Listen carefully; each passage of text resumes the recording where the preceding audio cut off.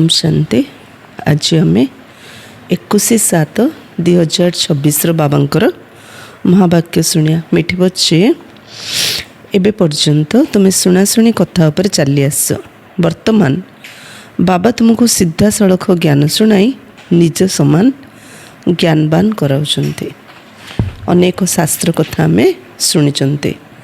शास्त्र जड़े लिखिले आउ जड़े वर्णना कले। प्रार्थना गीत कविता जड़े लिखिले आउ जड़े वर्णना कले। जी लिखिले निजर भावनार लिखिले, जी गाइले निज भावनार गाइले। तो यह सब है शुणाशुणी कथा। किंतु बाबा ए डायरेक्ट आसिरी आमको सृष्टिर रहस्य शुणे आमको ज्ञानवान कर दौरान। प्रश्न, भल पुरुषार्थी पिलामानंकर लक्षण तथा तांको अवस्थार गायन कौन रही? कार पुरुषार्थ भल बोली कहबा?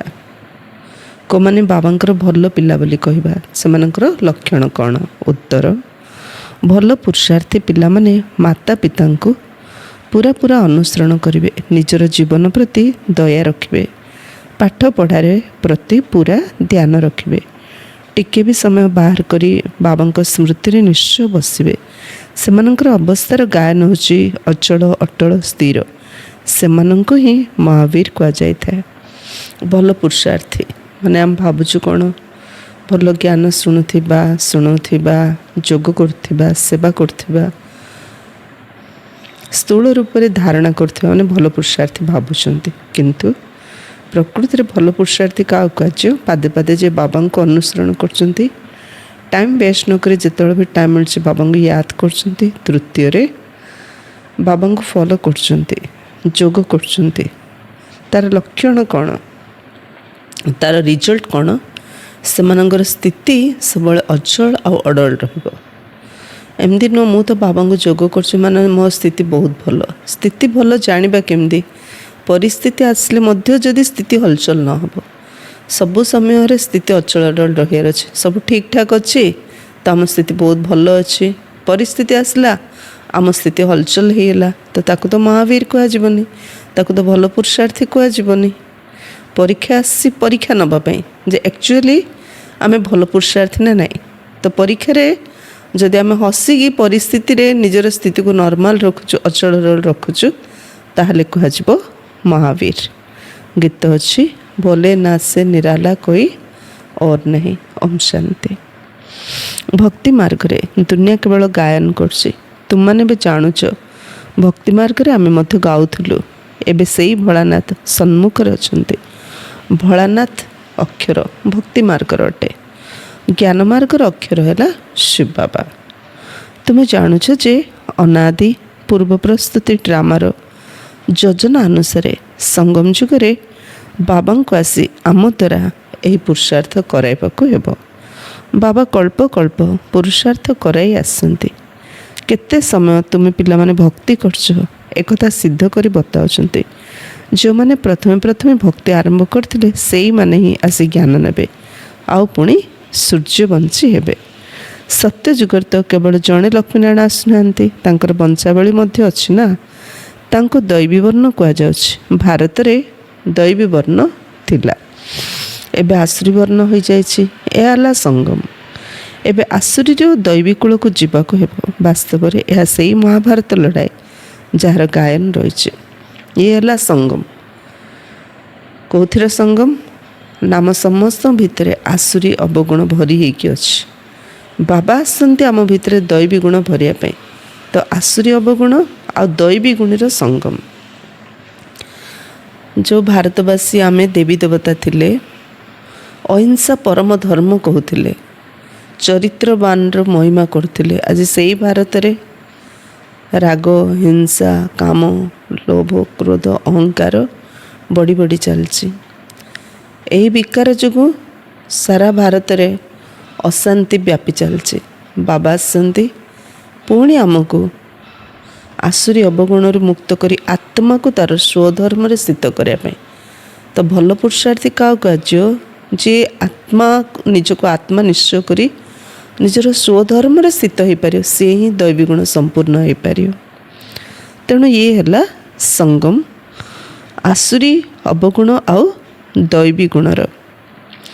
ତେଣୁ ବାବା କହୁଛନ୍ତି ବାସ୍ତବରେ ଏହା ସେଇ ମହାଭାରତ ଲଢ଼େଇ ଯାହାର ଗାୟନ ରହିଛି। କେବଳ ଶିବଙ୍କ ବଦଳରେ ଶ୍ରୀକୃଷ୍ଣଙ୍କର ନାମ ଲେଖିଦେଇଛନ୍ତି। ଏକମାତ୍ର ଗୀତା ଖଣ୍ଡନ ହେବା ଦ୍ୱାରା ସବୁ ଶାସ୍ତ୍ର ଖଣ୍ଡନ ହୋଇଯାଉଛି। ମୂଳ କଥା ଗୀତାର ହିଁ ଅଟେ। ଗୀତା ପାଠଶାଳା ଅଥବା ଗୀତା ଭବନ କେତେ ଅଛି? ଗୀତା ଜ୍ଞାନ ଶୁଣିବାର ପାଠଶାଳା ନିଜେ ଶୁଣାଇଲା ବାଲା ନାହାନ୍ତି। ଯିଏ ଆସିକରି ଯାଇଥାନ୍ତି ତାଙ୍କର ପୁଣି ଗାୟନ କରାଯାଇଥାଏ। ପିଲାମାନଙ୍କୁ ବାବା ପ୍ରତ୍ୟେକ ଦିନ ବହୁ ସ୍ନେହର ସହିତ ବୁଝାଉଛନ୍ତି। ପିଲାମାନେ ଜାଣିଛନ୍ତି ବାବା ସ୍ନେହର ସାଗର, ସମସ୍ତଙ୍କୁ ସ୍ନେହର ସହିତ ଶିଖାଉଛନ୍ତି। ବାବା କେବେ କ୍ରୋଧ କରିନଥାନ୍ତି, ସର୍ବଦା ସ୍ନେହର ସହିତ ବୁଝାଉଛନ୍ତି। ଆମେ କାହାକୁ କ'ଣ କହିଲେ କି ନ ବୁଝିଲେ କେତେ କ୍ରୋଧ ଆସୁଛି, କିନ୍ତୁ ଇଏ ତ ଦୈବୀ ଗୁଣ ନାହିଁ। ବାବା କହିଲେ ବାବା ଏତେ ପିଲାଙ୍କୁ ବୁଝାଉଛନ୍ତି, ବୁଝେଇ 90 ବର୍ଷ ହେଲା ବୁଝାଉଛନ୍ତି, ହେଲେ ବି ତ ପିଲା ବଦଳୁ ନାହାନ୍ତି। ପୁରୁଷାର୍ଥ ସମସ୍ତଙ୍କର ଚାଲିଛି, ହେଲେ ବି ବାବା ସ୍ନେହର ସାଗର। ବାବା କେବେ ମଧ୍ୟ କ୍ରୋଧରେ ବୁଝାଉନାହାନ୍ତି, ସର୍ବଦା ସ୍ନେହର ସହିତ ବୁଝାଉଛନ୍ତି। ପିଲାମାନେ ତୁମେ ଶତପ୍ରଧାନ ଥିଲ, ପୁଣି ପୁନର୍ଜନ୍ମ ନେଇ ଆସ। ତୁମେ ଭାରତବାସୀ ଅସଲରେ ଦେବୀ ଦେବତା ଧର୍ମର ଏକଥା ମଧ୍ୟ ବତାଉଛନ୍ତି। ପ୍ରଥମେ ବର୍ଷା ନେବାକୁ କିଏ ଆସିବେ? ଯେଉଁମାନେ କଳ୍ପ ପୂର୍ବରୁ ନେଇଥିଲେ ସେଇମାନେ ହିଁ କହିବେ ବାବା ଆପଣଙ୍କ ବ୍ୟତୀତ ଆମର ଆଉ କେହି ସହାୟକ ନାହାନ୍ତି। ବାବା କ୍ଷମା ମଧ୍ୟ ସେତେବେଳେ କରିବେ ଯେବେ ସଙ୍ଗମ ଯୁଗ ହେବ।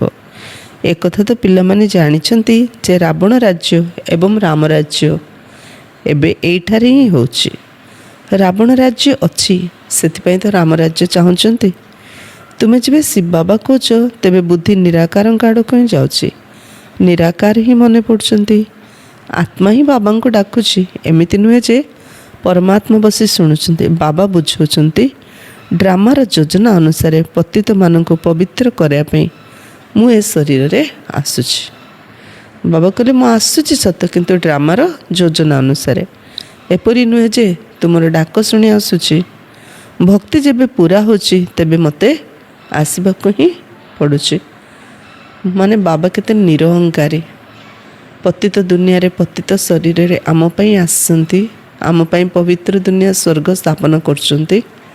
ବୁଝିବାର କଥା ଅଟେ। ସେହି ସମୟ ଆସିବାରୁ ପିଲାମାନେ ଡାକିବାରେ ଲାଗୁଛନ୍ତି। ଏକଥା ତ କେଉଁଠାରେ ଲେଖାଯାଇନି। ଭକ୍ତି ଯେତେବେଳେ ପୁରା ହେଉଛି, ଡ୍ରାମା ଅନୁସାରେ ମୁଁ ଆସୁଛି। ଭକ୍ତି ଯେତେବେଳେ ପୁରା ହେଉଛି ପିଲାମାନେ ମୋତେ ଡାକୁଛନ୍ତି।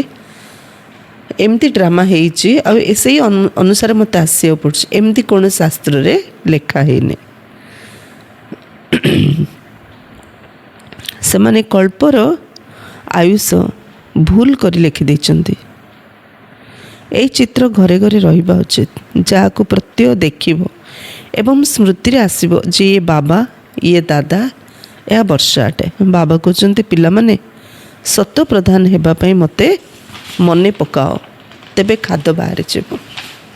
କିଏ କ'ଣ କହୁଛନ୍ତି ଭଉଣୀ ଆମେ ତ ପବିତ୍ର ରହୁଛୁ, ଯୋଗ କରୁଛୁ, ଶୁଦ୍ଧ ଅନ୍ନ ଖାଉଛୁ, ହେଲେ ମଧ୍ୟ କାହିଁକି ଆମ ପାଇଁ ଏତେ ସମସ୍ୟା, ଏତେ ପରୀକ୍ଷା ଆସୁଛି?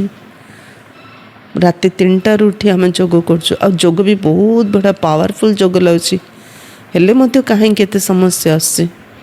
ବାବା କ'ଣ କହୁଛନ୍ତି? ଯୋଗ କ'ଣ ପାଇଁ କରିବାକୁ କହୁଛନ୍ତି?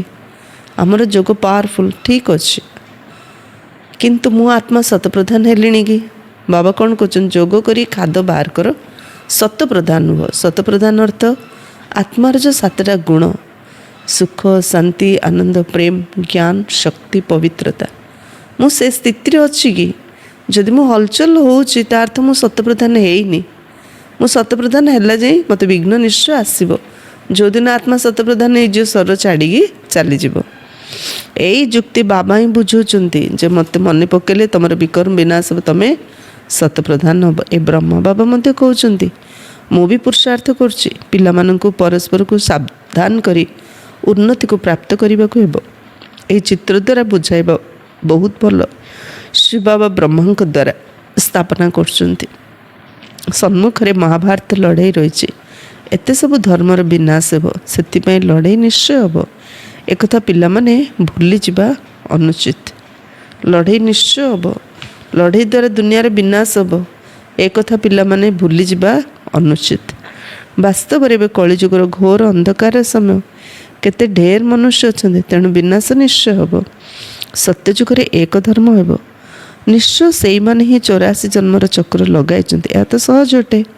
ବାକି ଏତେ ସବୁ ଧର୍ମର ନିଶ୍ଚୟ ବିନାଶ ହେବ, ପୁଣି ଏକ ଧର୍ମର ସ୍ଥାପନା ନିଶ୍ଚୟ ହେବ। ସମସ୍ତଙ୍କର ସଦ୍ଗତି ଦାତା ବାବା ଅଟନ୍ତି। ବାବାଙ୍କ ଠାରୁ ହିଁ ପିଲାମାନଙ୍କୁ ବର୍ଷା ମିଳୁଛି। ପିଲାମାନେ ଜାଣିଛନ୍ତି ଆମେ ଯେଉଁ ପାଠ ପଢ଼ୁଛୁ ତାହା ଭବିଷ୍ୟତ 21 ଜନ୍ମ ପାଇଁ। ଭଗବାନ ବାସ, ମୁଁ ତୁମକୁ ପାଠ ପଢ଼ାଇ 21 ଜନ୍ମ ପାଇଁ ସ୍ୱର୍ଗର ମାଲିକ କରାଉଛି। ସୂର୍ଯ୍ୟବଂଶୀ ଚନ୍ଦ୍ରବଂଶୀ କୂଳର ସ୍ଥାପନା ହେଉଛି। ଯିଏ ଯେତେ ପୁରୁଷାର୍ଥ କରିବ ସେତେ ଉଚ୍ଚପଦ ପାଇବ। ତେଣୁ ଶ୍ରୀ ବାବା କହୁଛନ୍ତି ଏହି ମାତା ପିତାଙ୍କୁ ଅନୁସରଣ କର। ଏହାକୁ ସୂକ୍ଷ୍ମବତନ ବୈକୁଣ୍ଠରେ ମଧ୍ୟ ଦେଖୁଛ, ନିଜକୁ ମଧ୍ୟ ଦେଖୁଛ ଯେ ଆମେ ମଧ୍ୟ ମହାରାଜା ମହାରାଣୀ ହେଉଛୁ। ବାବା ସାକ୍ଷାତକାର କରାଉଥିଲେ ନା, ତ ବ୍ରହ୍ମା ବାବାଙ୍କୁ ମଧ୍ୟ ସାକ୍ଷାତକାର କରୁଛନ୍ତି। ପିଲାମାନେ ସୂକ୍ଷ୍ମବତନରେ ଗଲେ ନିଜର ମଧ୍ୟ ସ୍ୱରୂପ ସବୁ ଦେଖୁଛନ୍ତି। ତୁମକୁ ବୈକୁଣ୍ଠରେ ମଧ୍ୟ ସାକ୍ଷାତକାର ହେଉଛି, ମାନୁଛନ୍ତି ମଧ୍ୟ। ବାସ୍ତବରେ ଭାରତ ବୈକୁଣ୍ଠ ଥିଲା, ଶ୍ରୀକୃଷ୍ଣପୁରୀ ଥିଲା। ଆଜି କଂସପୁରୀ ହୋଇଯାଇଛି, କାଲି କୃଷ୍ଣପୁରୀ ହେବ। ରାତି ବଦଳି ଦିନ ହେବ।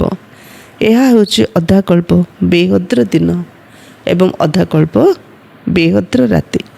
ଅନ୍ଧକାରରେ ହିଁ ଝୁଣ୍ଟିଥାନ୍ତି। ବ୍ରହ୍ମାଙ୍କର ରାତି ଅର୍ଥାତ୍ ବ୍ରାହ୍ମଣମାନଙ୍କ ରାତି। ପୁଣି ତୁମେ ବ୍ରାହ୍ମଣରୁ ଦେବତା ହେଉଛ। ସତ୍ୟ ଯୁଗରେ ବ୍ରାହ୍ମଣ ରହିବେ ନାହିଁ, ଦେବତାମାନେ ହିଁ ରହିବେ। ଏକଥା ମଧ୍ୟ ପିଲାମାନେ ଜାଣିଛନ୍ତି।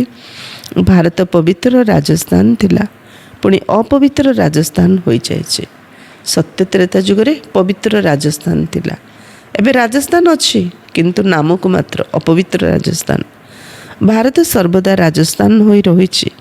ଏଠାରେ ରାଜତ୍ୱ ଚାଲି ଆସୁଛି। ଅନ୍ୟ ଧର୍ମାବଲମ୍ବୀମାନଙ୍କର ଆରମ୍ଭରୁ ରାଜତ୍ୱ ଚାଲୁନି। ଭଗବାନ ହିଁ ରାଜତ୍ୱ ସ୍ଥାପନ କରୁଛନ୍ତି। ଭଗବାନ ହିଁ ଆସି ରାଜଯୋଗ ଶିଖାଉଛନ୍ତି। ସିଏ ହେଲେ ନିରାକାର, ଜ୍ଞାନର ସାଗର, ସୁଖର ସାଗର। ତୁମେ ଜାଣିଛ ବାବାଙ୍କ ଠାରୁ ଆମକୁ ବର୍ଷା ମିଳୁଛି। ନିଶ୍ଚିତ ଆମର ପୁରୁଷାର୍ଥରେ ବିଳମ୍ବ ହେଉଛି। ଯିଏ ଯେତେ ପୁରୁଷାର୍ଥ କରିପାରିବେ ଅନ୍ୟମାନଙ୍କୁ ରାସ୍ତା ବତାଇ ପାରିବେ। ଯିଏ ନିଜେ ଯେତେ ପୁରୁଷାର୍ଥ କରିବେ ସେ ଅନ୍ୟମାନଙ୍କୁ ସେତେ ରାସ୍ତା ବତାଇ ପାରିବେ। ଯିଏ ପୁରୁଷାର୍ଥର ଗଭୀରତା ଯେତେ ନିଜେ ବୁଝିପାରିବ ସେ ଅନ୍ୟମାନଙ୍କୁ ସେତେ ବୁଝାଇ ପାରିବ। ଯିଏ ନିଜେ ଯେତେ ଅନୁଭବ କରିପାରିବ ସେ ଅନ୍ୟମାନଙ୍କୁ ସେତେ ଅନୁଭବ କରାଇ ପାରିବ। ଏହା କେତେ ସହଜ ଅଟେ। ଲୌକିକ ମାତା ପିତା ଯଦି ଜ୍ଞାନରେ ଅଛନ୍ତି ତେବେ ପିଲାମାନଙ୍କୁ ମଧ୍ୟ ନିଜ ସମାନ କରିବାକୁ ପଡ଼ିବ। ମାତା ପିତା ସଚ୍ଚା ରୋଜଗାର କରୁଛନ୍ତି, ତ ପିଲାମାନଙ୍କୁ ମଧ୍ୟ ସଚ୍ଚା ରୋଜଗାର କରାଇବା ଦରକାର। କେହି ସନ୍ତାନ ବହୁତ ଭଲ ହୋଇଥାନ୍ତି, କହୁଛନ୍ତି ଆମେ ରୁହାନି ପାଠ ପଢ଼ି ଘରେ ଘରେ ସନ୍ଦେଶ ଦେଇ ଚାଲିବୁ। ବାବା ମଧ୍ୟ କହୁଛନ୍ତି ଯେ ମୁଁ ପେଗମ୍ବର ଏବଂ ମେସେଞ୍ଜର ଅଟେ। ତୁମକୁ ସନ୍ଦେଶ ଦେଉଛି ଯେ ଘରକୁ ଚାଲ। ଅନ୍ୟ ଧର୍ମ ସ୍ଥାପକ ତ କେବଳ ଆସି ନିଜ ନିଜର ଧର୍ମ ସ୍ଥାପନ କରୁଛନ୍ତି। ମୁଁ ସମସ୍ତଙ୍କୁ ସନ୍ଦେଶ ଦେଉଛି ଯେ ଏବେ ଘରକୁ ଫେରିବାକୁ ହେବ। ଏଇ ଦୁନିଆ ଏବେ ରହିବା ଯୋଗ୍ୟ ନୁହେଁ। ମୋତେ ମନେ ପକାଇଲେ ତ ତୁମେ ପବିତ୍ର ହୋଇଯିବ। ତୁମେ ପବିତ୍ର ଥିଲ, ପୁଣି ରାବଣ ତୁମକୁ ପତିତ କରିଦେଇଛି। ମୁଁ ପୁଣି ଥରେ ପବିତ୍ର କରାଇବାକୁ ଆସିଛି। ଅଳ୍ପ ସମୟ ପରେ ବମ୍ ଆଦି ପଡ଼ିଲେ ଯାଇ ବୁଝିବେ ଯେ ଏହା ସେଇ ମହାଭାରତ ଲଢ଼େଇ। ତେବେ ନିଶ୍ଚିତ ଭଗବାନ ବି ଥିବେ, କିନ୍ତୁ ସେମାନେ ଭାବୁଛନ୍ତି ଗୀତାରେ ଭଗବାନ ଶ୍ରୀକୃଷ୍ଣ ଅଟନ୍ତି। କେତେ ଦ୍ୱନ୍ଦ୍ୱରେ ପଡ଼ୁଛନ୍ତି। ଯଦି ଦ୍ୱନ୍ଦ୍ୱରେ ନଥାନ୍ତେ ତେବେ ଭଗବାନଙ୍କର ଆସିବାର କ'ଣ ଦରକାର ଥିଲା? ମଣିଷ ଦ୍ୱନ୍ଦ୍ୱରେ ପଡ଼ିବା ଯୋଗୁଁ ତ ଭଗବାନଙ୍କୁ ଡାକୁଛି। ଯଦି ଦ୍ୱନ୍ଦ୍ୱରେ ନଥାନ୍ତେ ତାହେଲେ ଭଗବାନଙ୍କୁ ଡାକିନଥାନ୍ତେ, ଫଳସ୍ୱରୂପ ଭଗବାନ ଆସିନଥାନ୍ତେ। ଭକ୍ତି ମାର୍ଗକୁ ଭୁଲ ଭୁଲେଇବାର ଖେଳ କୁହାଯାଇଥାଏ। ଏବେ ବାବା କହୁଛନ୍ତି ମୋତେ ମନେ ପକାଇବା ଦ୍ୱାରା ତୁମର ସବୁ ଭୁଲ ସମାପ୍ତ ହେଇଯିବ। ଭୁଲ ଉପରେ ଭୁଲ କରି କରି ଚାଲିଛନ୍ତି ଭକ୍ତିରେ। କିନ୍ତୁ ଯେତେବେଳେ ବାବାଙ୍କୁ ମନେ ପକାଇବା, ବାବାଙ୍କର ଜ୍ଞାନକୁ ଠିକ୍ରେ ବୁଝିବା, ତାହେଲେ ବାବା ଆମକୁ ସବୁ ଭୁଲରୁ ମୁକ୍ତ କରିଦେବେ। ତୁମେ ଆଗରୁ ନିଜକୁ ଦେହ ବୋଲି ଭାବୁଥିଲ। କାହିଁକି ଏତେ ଭୁଲ କରୁଥିଲେ ନା, ଯେବେ ଯେ ଆମେ ନିଜକୁ ଦେହ ଭାବୁଛନ୍ତି ସେବେ ଯାଇ ଆମେ ବହୁତ ଭୁଲ କରୁଛନ୍ତି। ଏବେ ନିଜକୁ ଆତ୍ମା ବୋଲି ଭାବୁଛ। ଏଇ ସାବଧାନୀ ବାବା ହିଁ ଦେଉଛନ୍ତି ଯେ ପିଲାମାନେ ଦେହୀ ଅଭିମାନୀ ହୁଅ। ଏଠାରେ ତୁମେ ବାବାଙ୍କ ସମ୍ମୁଖରେ ବସିଛ। ସେଠାରେ ସେଣ୍ଟରମାନଙ୍କରେ କନ୍ୟାମାନେ ବସି ବୁଝାଇବେ ଯେ ଶ୍ରୀ ବାବା ଏହିପରି କହୁଛନ୍ତି। ଏଠାରେ ତ ସିଧାସଳଖ ବାବା କହୁଛନ୍ତି ମୁଁ ଆତ୍ମାମାନଙ୍କ ସହିତ ବସି କଥା ହେଉଛି। ଯେତେବେଳେ ଆମେ ମଧୁବନ ଯାଉଛୁ ଡାଇରେକ୍ଟ ବାବାଙ୍କ ସାମ୍ନାରେ ବସିକି ଶୁଣୁଛୁ ନା। ତୁମମାନେ ଜାଣିଛ ବାବା ଏହାଙ୍କ ଦ୍ୱାରା ଆମକୁ ବୁଝାଉଛନ୍ତି। ଏହା ବହୁତ କଲ୍ୟାଣକାରୀ ମେଳା। ଯେତେବେଳେ ଆମେ ଆଶ୍ରମକୁ ଆସୁଛୁ, ଯେତେବେଳେ ଆମେ ମଧୁବନ ଯାଉଛୁ, ବାବାଙ୍କ ସହିତ ଭାଇ ଭଉଣୀମାନଙ୍କ ସହିତ ମିଶୁଛୁ, ଏ ମେଳା ହେଉଛି କଲ୍ୟାଣକାରୀ ମେଳା। ବାବା କହୁଛନ୍ତି ନିରନ୍ତର ମୋତେ ମନେ ପକା। ବାବାଙ୍କ ଠାରୁ ଆମକୁ ସ୍ୱର୍ଗର ବର୍ଷା ନେବାକୁ ହେବ ବାବା ଏବଂ ସ୍ୱର୍ଗକୁ ମନେ ପକାଇବାକୁ ହେବ। ଏଠାରେ କୌଣସି ବି ବିକର୍ମ କରିବା ଅନୁଚିତ। ଯଦି ବିକର୍ମ କରିବ ତେବେ ତାହା 100 ଗୁଣ ହୋଇଯିବ। ବିକର୍ମ ମାୟା କରାଇଥାଏ, ଏହା ଉପରେ ବିଜୟ ପାଇବାକୁ ହେବ। ସେଥିପାଇଁ ହନୁମାନ ମହାବୀରଙ୍କର କଥା ରହିଛି, ତୁମେ ମହାବୀର ହନୁମାନ ଅଟନା, ଆମେ ତ ବାବାଙ୍କର ହୋଇଯାଇଛୁ, ତେଣୁ ମାୟା ଠାରୁ ହାରିବୁ ନାହିଁ। ବାବାଙ୍କୁ ସ୍ମରଣ କରି କରି ଶତପ୍ରଧାନ ବିକର୍ମା ଜିତ୍ ହୋଇଯିବ। ଆମେ କହୁଛୁ ନା ଆମେ ମହାବୀର ହନୁମାନ। ହନୁମାନ ରାବଣର ଦରବାରକୁ ଗଲା, ରାବଣ ତାର ଇନସଲ୍ଟ କଲା, କିନ୍ତୁ ସେ ନିଜ ଲାଙ୍ଗୁଡ଼ରେ, ରାବଣ ସିଂହାସନ ନଦେଲେ ମଧ୍ୟ ନିଜ ଲାଙ୍ଗୁଡ଼ରେ ତାଠୁ ବଡ଼ ସିଂହାସନ କରି ତା ଆଗରେ ବସିଥିଲା। କହିବାର ଅର୍ଥ ହନୁମାନ ଅର୍ଥାତ୍ ଯାହା କୌଣସି କଥାରେ ଅନୁମାନ ନାହିଁ, ଯେ ସବୁବେଳେ ନିଜର ସ୍ଥିତିକୁ ପାୱାରଫୁଲ୍ କରି ରଖୁଛି। ପରିସ୍ଥିତି ଯେତେ ଆସିଲେ ମଧ୍ୟ ସେ ନିଜର ସ୍ଥିତିରୁ କେବେ ଓହ୍ଲେଇବନି। ଯେତେ ପରିସ୍ଥିତି ଆସୁଛି ସେ ନିଜର ସ୍ୱସ୍ଥିତିକୁ ଆହୁରି ଉଚ୍ଚ କରିଦେଉଛି। ସିଏ ହେଉଛି ମହାବୀର, ସିଏ ହେଉଛି ହନୁମାନ। ସେଥିପାଇଁ ବାବା କହିଲେ ପ୍ରତିଜ୍ଞା, ହଁ ମହାବୀର ହନୁମାନ ଆମେ ବାବାଙ୍କର ହେଇଛୁ, ତେଣୁ ମାୟା ଠାରୁ ହାରିବାକୁ ହେବନି। ଅଙ୍ଗଦ ନିଜ ଗୋଡ଼ ରଖିଦେଇଥିଲା, କହିଥିଲା ମୋର ଗୋଡ଼ ହଟେଇ ଦେଲେ ହେଲା। ଅର୍ଥ କ'ଣ? ରାମଙ୍କ ଭରସାରେ, ଅର୍ଥ ଯେ ବାବାଙ୍କର ହେଇଛି। ହଁ, ବାବା ତ ତାର ରକ୍ଷକ ସବୁବେଳେ ଅଛନ୍ତି ନା ସାଥିରେ, ତେଣୁ ତାକୁ ଡରିବାର ନାହିଁ। ମାୟା ରାବଣ କେତେ ବଡ଼ ହଉନା କାହିଁକି, କିନ୍ତୁ ରାମଙ୍କ ପାଖରେ ତ ହାରିଥିଲା ନା, ରାମଙ୍କ ହାତରେ ତ ମରିଥିଲା ନା। ତେଣୁ ମାୟା କେତେ ରୂପରେ ଆସୁ, ପରିସ୍ଥିତି କେମିତିଆ ରୂପ ନେଇକି ଆସୁ, କିନ୍ତୁ ମୋ ସାଥିରେ କିଏ ଅଛନ୍ତି, ମୁଁ କାହାର ହାତ ଧରିଛି, ଏକଥା ଆମେ କେବେ ହେଲେ ଭୁଲିବାନି। ତେଣୁ ହନୁମାନ ଅଙ୍ଗଦ ଏମାନଙ୍କର ଏକ୍ଜାମ୍ପଲ୍ ଏଇଥିପାଇଁ ଦିଆଯାଉଛି, ସେମାନଙ୍କୁ ମାଙ୍କଡ଼ ପରି ଦେଖାହେଇଛି, କିନ୍ତୁ ସେମାନେ ସାଥୀ କାହାର ଥିଲେ? ରାମଙ୍କର। ତେଣୁ ସେମାନେ ସବୁଠି ବିଜୟ ପ୍ରାପ୍ତ କରିଥିଲେ। ସେମିତି ଏ ମାୟାର ଦୁନିଆରେ କିଏ କେତେ ପାୱାରଫୁଲ୍ ଥାଉ, କିନ୍ତୁ ଆମେ ବାବାଙ୍କର, ମୋତେ କିଏ ବାଛିଛି, ହଁ ମୁଁ ବାବାଙ୍କ ହାତ ଧରିନି, ବାବା ଆସି ମୋତେ ବାଛିଛନ୍ତି। ଯଦି ବାବା ମୋତେ ବାଛିଛନ୍ତି ତ ମୋର ସୁରକ୍ଷାର ଦାୟିତ୍ୱ ବାବାଙ୍କର ନା। ତେଣୁ ମୋତେ କୌଣସି କଥାରେ ହାରିବାର ନାହିଁ କି ଡରିବାର ନାହିଁ। ତେଣୁ ବାବା କହୁଛନ୍ତି ବାବାଙ୍କୁ ସ୍ମରଣ କରି ମାୟାଠୁ ହାରନି। ମାୟା ଜିତ୍, ଶତପ୍ରଧାନ ବିକର୍ମା ଜିତ୍ ହେବ ନା, ନ ହେବ ତ ନିଜର ପଦ ହିଁ ଭ୍ରଷ୍ଟ କରିବ। ଏତିକି ବାବା ଉପରେ ଭରସା ରଖିଲେ ଆମେ ବିଜୟ ପ୍ରାପ୍ତ କରିବା, ନଥିଲେ ନିଜର ପଦ ହିଁ ଭ୍ରଷ୍ଟ କରିବା। ପୁରୁଷାର୍ଥୀ ସନ୍ତାନମାନେ ନିଜ ଜୀବନ ପ୍ରତି ଦୟା କରିଥାନ୍ତି। କିଛି ବି ହେଇଯାଉ ୟାଦର ଯାତ୍ରାରେ ରହିବେ, ଅଚଳ ଅଟଳ ସ୍ଥିର ରହିବେ। ଏମାନଙ୍କୁ କୁହାଯାଉଛି ପୁରୁଷାର୍ଥୀ। ପୁରୁଷ ଅର୍ଥାତ୍ ଆତ୍ମା। ଆତ୍ମା ରଥ ଶରୀରରେ ରହିକି କରୁଛି କ'ଣ? ଲକ୍ଷ୍ୟସ୍ଥଳରେ ପହଞ୍ଚୁଛି। ଲକ୍ଷ୍ୟସ୍ଥଳ କ'ଣ? ମୋତେ ବାବା ସମାନ ହେବାର ଅଛି। ବାବା ସମାନର ଲକ୍ଷଣ କ'ଣ? ନା ସ୍ଥିତି ସଦା ଅଚଳ ଅଟଳ ସ୍ଥିର ରହିବ। ବିନାଶ ତ ହେବ ହିଁ ହେବ। ସମସ୍ତଙ୍କର କାକା, ଚାଚା, ମାମା, ଗୁରୁ, ଗୋସା ଆଦି ସବୁ ମରିଯିବେ। ସଦ୍ଗୁରୁ କହୁଛନ୍ତି ମୁଁ ତୁମକୁ ସାଥିରେ ନେଇଯିବି। ଇଏ ଯିଏ ବାବାଙ୍କୁ ଡାକିଲା ତାହାର ସୁରକ୍ଷା। ବାକି ମୁଁ ଡାକିଲି ମାନେ ମୋର ମାମା, କାକା, ଚାଚା ବଞ୍ଚିବେ ତାହା ନୁହଁ। ଯିଏ ଡାକିଲା ସେ ରକ୍ଷା ପାଇଲା। ସମସ୍ତେ ମରିବେ, ବାକି ବାବା ଆମକୁ ସାଥିରେ ଶାନ୍ତିଧାମକୁ ନେଇଯିବେ।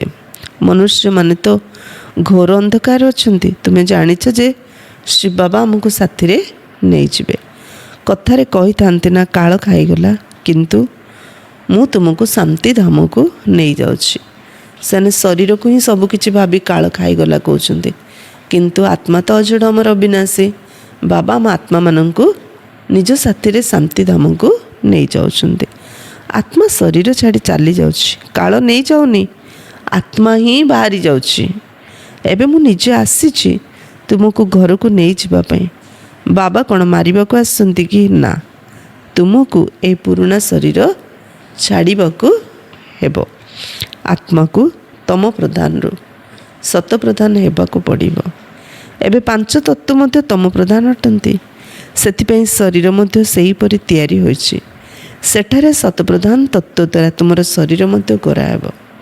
ଆତ୍ମା ଅବିନାଶୀ ନା, ଏଠି ଆତ୍ମା ଶରୀରରେ ମଧ୍ୟ ବହୁତ କଷ୍ଟ ପାଉଛି, ଶାରୀରିକ ସମ୍ବନ୍ଧୀମାନଙ୍କଠୁ ମଧ୍ୟ କଷ୍ଟ ପାଉଛି, ବ୍ୟକ୍ତି ବସ୍ତୁ ବୈଭବ ସବୁକିଛି ଏଠି ଦୁଃଖଦାୟୀ। ବାବା କହୁଛନ୍ତି ପିଲେ ମୋତେ ମନେ ପକାଇ ଶତପ୍ରଧାନ ହେଇଯାଅ, ମୋ ସାଥିରେ ଯିବ, ତାପରେ ଏଇ ଦୁନିଆରେ ପୁଣି ଆସିବ। କିନ୍ତୁ ଯେହେତୁ ଆତ୍ମା ପବିତ୍ର ହେଇଯାଇଥିବ, ତୁମକୁ ଗୋରା ଶରୀର, ନିରୋଗୀ ଶରୀର, ସୁଖଦାୟୀ ପ୍ରକୃତି ପ୍ରାପ୍ତ ହେବ। ବାବା କହୁଛନ୍ତି ମୁଁ ପୁଣି ଥରେ ସତ୍ୟଯୁଗୀ ଆଦି ସନାତନ ଦେବୀ ଦେବତା ଧର୍ମ ସ୍ଥାପନ କରୁଛି। ତୁମେ ହିଁ 84 ଜନ୍ମ ଭୋଗ କରିଛ।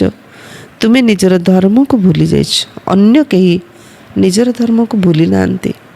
ସେ ଖ୍ରୀଷ୍ଟିଆନ, ଇସଲାମ, ବୌଦ୍ଧ ସେମାନେ ନିଜ ଧର୍ମ ଭୁଲି ନାହାନ୍ତି, କିନ୍ତୁ ଆମେ ଦେବତା ଧର୍ମର ପୁରା ଭୁଲି ଯାଇଛୁ ଆମ ଧର୍ମ। କ'ଣ କହିଦେଉଛୁ? ହିନ୍ଦୁ। ତୁମେ ଏବେ ଜାଣୁଛ ଆମେ ଅସଲରେ ଦେବୀ ଦେବତା ଧର୍ମର ଥିଲୁ। ଏତେ ଉଚ୍ଚରୁ ପୁଣି ନିଚ କିପରି ହୋଇଗଲୁ? ବାବା ଆସି କଳ୍ପ କଳ୍ପ ତୁମକୁ ହିଁ ବୁଝାଉଛନ୍ତି, ତୁମେ ପୁଣି ଅନ୍ୟମାନଙ୍କୁ ବୁଝାଇବ। ଏବେ 84 ଜନ୍ମର ଚକ୍ର ପୂର୍ଣ୍ଣ ହେଉଛି, ବିନାଶ ସମ୍ମୁଖରେ ରହିଛି। ସ୍ୱର୍ଗର ମାଲିକ ହେବା ପାଇଁ ନିଜକୁ ଯୋଗ୍ୟ କରାଇବାକୁ ହେବ। ତେବେ ବାବାଙ୍କର ସ୍ମୃତି ଦ୍ୱାରା ହିଁ ତୁମେ ଯୋଗ୍ୟ ହୋଇପାରିବ। ତେଣୁ ସକାଳୁ ଉଠି ବାବାଙ୍କୁ ମନେ ପକାଅ। ବାବା ଆଶ୍ଚର୍ଯ୍ୟ ଲାଗୁଛି ଆପଣ କିପରି ଆସୁଛନ୍ତି। ସକାଳୁ ଉଠି ବାବା ସହିତ କଥା ହେବା।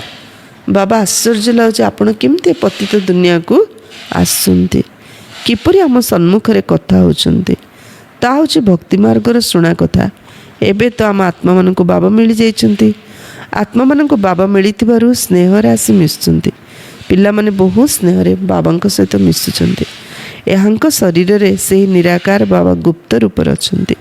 ସେଥିପାଇଁ ବାବା ସର୍ବଦା କହୁଛନ୍ତି ଏହାଙ୍କ ସହିତ ମିଶୁଛ ତ ଶିବ ବାବାଙ୍କୁ ୟାଦ କରି ମିଶ। ବ୍ରହ୍ମା ବାବା ଥିଲାବେଳେ ବାବା ସମସ୍ତଙ୍କୁ କୋଳେଇ ନେଉଥିଲେ। ତ ବାବା କହୁଥିଲେ ଯେତେବେଳେ ବାବାଙ୍କ କୋଳକୁ ଯାଉଛ ସେତେବେଳେ ଶିବ ବାବାଙ୍କୁ ମନେ ପକାଇରେ ବାବାଙ୍କ କୋଳକୁ ଯାଅ। ପିଲାମାନେ ବହୁ ସ୍ନେହରେ ବାବାଙ୍କ ସହିତ ମିଶୁଛନ୍ତି। ଏହାଙ୍କ ଶରୀରରେ ସେହି ନିରାକାର ବାବା ଗୁପ୍ତ ରୂପରେ ଅଛନ୍ତି। ସେଥିପାଇଁ ବାବା ସର୍ବଦା କହୁଛନ୍ତି ଏହାଙ୍କ ସହିତ ମିଶ ତ ଶିବ ବାବାଙ୍କୁ ୟାଦ କରି ମିଶ। ମନୁଷ୍ୟମାନେ କିଛି ବି ଜାଣିନାହାନ୍ତି। ତୁମମାନଙ୍କ ଭିତରେ ମଧ୍ୟ କେହି କେହି ଜାଣୁଛନ୍ତି, ସେମାନେ ମୋର ହୋଇ ପୁଣି ଭୁଲି ଯାଉଛନ୍ତି। କାରଣ ଦେହ ଅଭିମାନରେ ଆସିବା ଯୋଗୁଁ ବାବାଙ୍କର ହେଇକି ପୁଣି ବାବାଙ୍କୁ ଭୁଲି ଯାଉଛନ୍ତି।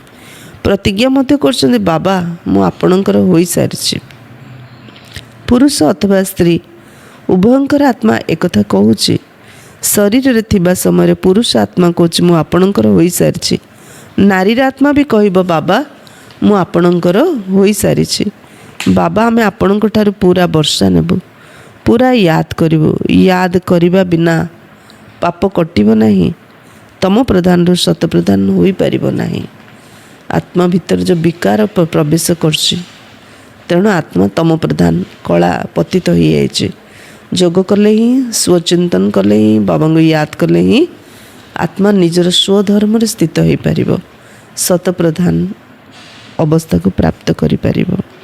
ସତ୍ୟଯୁଗରେ ତୁମକୁ ଅଖଣ୍ଡ ଅଟଳ ସୁଖ ଶାନ୍ତି ସମ୍ପତ୍ତିର 21 ଜନ୍ମ ରାଜ୍ୟ ମିଳୁଛି।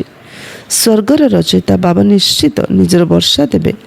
ଗାୟନ ମଧ୍ୟ କରୁଛନ୍ତି ଚିନ୍ତା ଥିଲା ପାର ବ୍ରହ୍ମରେ ରହିବାଲା ପରମପିତା ପରମାତ୍ମାଙ୍କର। ସେ ତ ଥରେ ମାତ୍ର ଆସୁଛନ୍ତି, ଏହା ବି ବୁଝିବାର କଥା ଅଟେ ନା। କେହି ତ ଏକଥା ବୁଝୁନାହାନ୍ତି। ଆଗକୁ ଗଲେ ସେମାନଙ୍କର ଆଖି ଖୋଲିଯିବ। ଟିକେ ବଡ଼ ଲଢ଼େଇ ଲାଗୁ।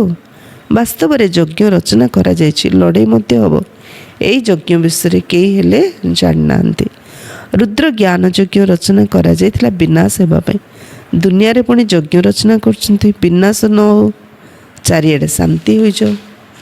ପରମାତ୍ମା ଭଗବାନ ଯଜ୍ଞ ରଚନା କରୁଛନ୍ତି କ'ଣ ପାଇଁ? ବିନାଶ ହେବା ପାଇଁ। ଆଉ ଦୁନିଆରେ ପୁଣି ଯଜ୍ଞ ରଚନା କରୁଛନ୍ତି ବିନାଶ ନ ହଉ, ଚାରିଆଡ଼େ ଶାନ୍ତି ହେଇଯାଉ। ଏଇ ଯଜ୍ଞ ପୁଣି ମଧ୍ୟ ରଚନା କରିବେ। ସେମାନେ ଏକଥା ଜାଣିନାହାନ୍ତି ଯେ ବିନାଶ ହେବ, ପୁଣି କ'ଣ ରହିବ। ଏବେ ତୁମମାନେ ସାରା ବିଶ୍ୱର ଆଦି ମଧ୍ୟ ଅନ୍ତକୁ ଜାଣିଛ। ସମସ୍ତଙ୍କର ବେହଦର ଜନ୍ମ କାହାଣୀକୁ ଜାଣିଛ। ଏପରି କେହି ନାହାନ୍ତି ଯେ କହିବେ ଯେ ପରମପିତା ପରମାତ୍ମାଙ୍କର ଜୀବନ କାହାଣୀ ଆମେ ଜାଣିଛୁ। ସମସ୍ତେ ପରମାତ୍ମାଙ୍କୁ ହିଁ ଡାକୁଛନ୍ତି ନା, ଘଡ଼ି ଘଡ଼ି ତାଙ୍କୁ ୟାଦ କରୁଛନ୍ତି, କହୁଛନ୍ତି ନା ଭଗବାନ ଏଇ ପିଲା ଦେଲେ, ଏପରି କଲେ, କେହି ପୁଣି ଏକଥା ବୁଝିଥାନ୍ତି ଯେ ଯାହାଙ୍କର ବସ୍ତୁ ଥିଲା ସେ ନେଇଗଲେ, ଯାହା ପାଇଲେ ଭଗବାନ ଦେଲେ। ଯଦି ପିଲାଟା ମରିଗଲା କହୁଛନ୍ତି ଯାହାର ବସ୍ତୁ ଥିଲା ସେ ନେଇଗଲେ, ଏମିତି ମଧ୍ୟ କେତେ କୁହନ୍ତି। ଏହିପରି ମଧ୍ୟ ବୁଦ୍ଧିମାନ ପୁରୁଷ ଅଛନ୍ତି, ଅନେକ ପ୍ରକାର ମନୁଷ୍ୟ ରହିଛନ୍ତି। ଏବେ ତୁମକୁ ବାବା ମିଳିଛନ୍ତି ତ ବାବାଙ୍କୁ ହିଁ ୟାଦ କରିବାକୁ ହେବ। ତାଙ୍କରି ସ୍ମରଣ ଦ୍ୱାରା ହିଁ ରୋଜଗାର ହୋଇଥାଏ। ଏହାଦ୍ୱାରା ତୁମେ ବିଷ୍ଣୁପୁରୀର ମାଲିକ ହୋଇଯିବ। ତୁମେ ସତ୍ୟଯୁଗରୁ ଆରମ୍ଭ କରି କଳିଯୁଗ ଶେଷ ପର୍ଯ୍ୟନ୍ତ ସାରା ଚକ୍ରକୁ ଜାଣିଛ। ତୁମ ବୁଦ୍ଧିରେ ଠିକ୍ ସେଇଭଳି କଥା ଅଛି ଯେପରି ବାବାଙ୍କ ବୁଦ୍ଧିରେ ରହିଛି। ସେଥିପାଇଁ ତାଙ୍କୁ ଜ୍ଞାନର ସାଗର, ନଲେଜଫୁଲ୍ କୁହାଯାଉଛି। ଏବେ ତୁମେ ବାବାଙ୍କ ଠାରୁ ବର୍ଷା ନେଉଛ। ତୁମମାନଙ୍କୁ ଅଚଳ ସ୍ଥିର ରହିବା ଦରକାର। ଏପରି ନୁହେଁ ଯେ ମାୟା ଘଡ଼ି ଘଡ଼ି ଆସି ହଲଚଲ କରିବ। ତୁମେ ଲାଜକୁଳି ଲତା ପରି ହେବା ଉଚିତ ନୁହଁ। ବାବାଙ୍କୁ ୟାଦ ନ କରିବା ଦ୍ୱାରା ଝାଉଁଳି ପଡ଼ୁଛନ୍ତି।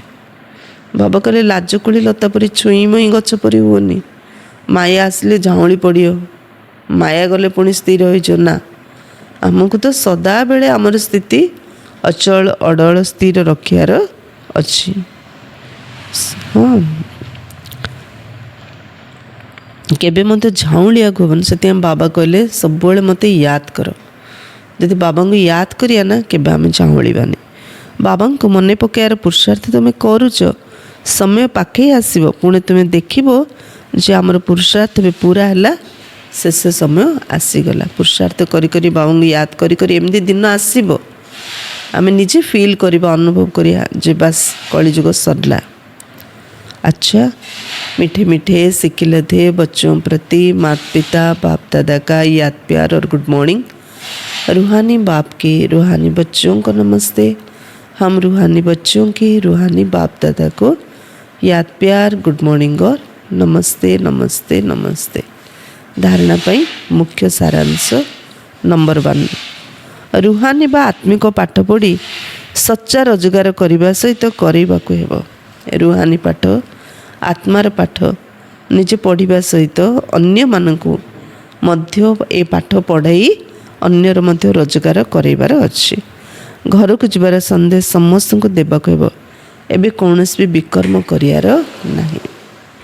संदेश देवा समस्त घर को जीवार, एबे कौनसी पाप करियानी। सेकेंड, सकाळु बा अमृत बेला ठार उठी स्नेहर सहित बाबा को स्मरण करिया हबो। बाबा को मन पके अमृत बेला रे स्नेहर सहित।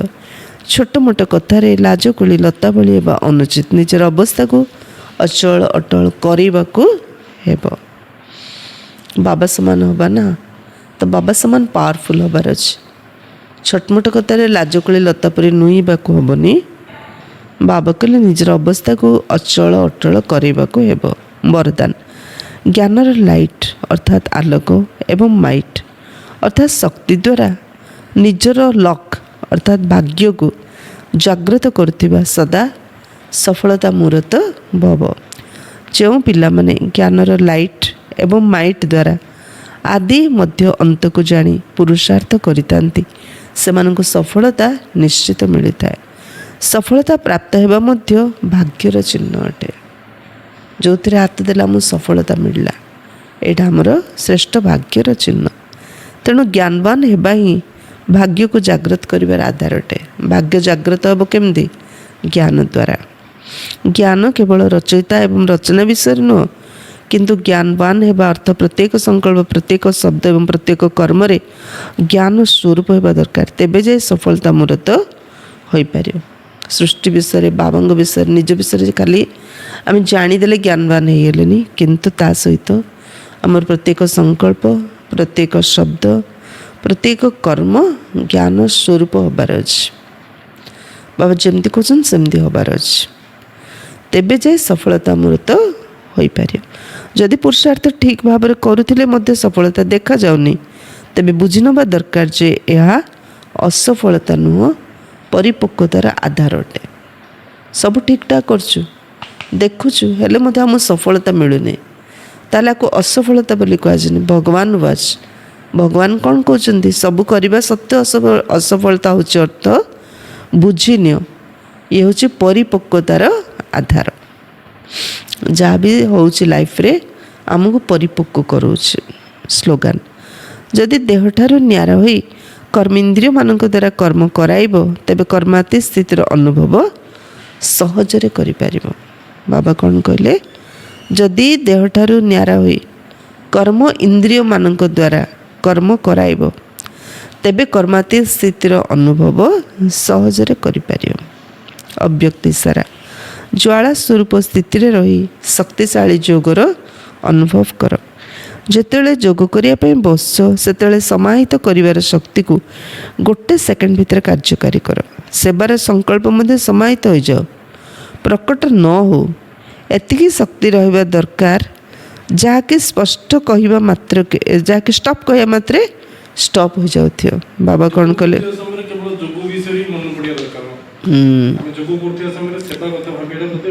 ହଁ ହଁ, ସେଥିପାଇଁ ଯେଉଁ ବି ବ୍ୟର୍ଥ ସେବା ପାଇଁ ସଂକଳ୍ପ ହେଲା ମାନେ ତାକୁ ଷ୍ଟପ୍ ଲଗେଇଦେବାର ଅଛି, ମନକୁ ବୁଝାଇବାର ଅଛି। ମୁଁ ତ ଏବେ